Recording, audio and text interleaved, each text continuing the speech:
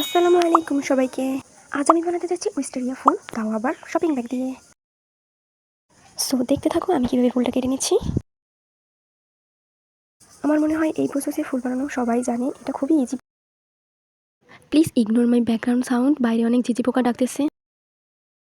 আমি প্রায় 12টার মতো ফুল কেটে নিয়েছি, আবার কাগজ দিয়েও কিছু ফুল কেটে নিয়েছিলাম। ও হ্যাঁ, ফুলগুলো কিন্তু ছোটো থেকে বড় আকার করে কাটতে হবে।